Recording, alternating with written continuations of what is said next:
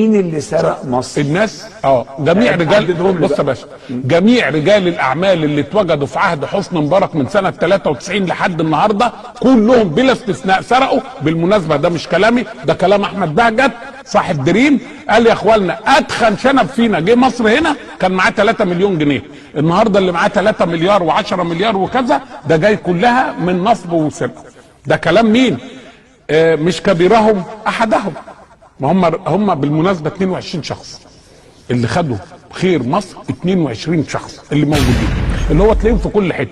لما اتعمل شمال غرب السويس لقيت ال 22 واحد دولت حاجزين. اما اتعمل شرق التفريعه في بورسعيد ال 22 واحد دولت حاجزين. اللي اتعمل في شرم الشيخ اراضي ال 22 واحد دولت حاجزين. اللي اتعمل وادي المحاشي الاعلى في سيناء ال 22 فرد دولت واخدين. اللي اتعمل منطقه نبع ال 22 فرد دولت واخدين. السؤال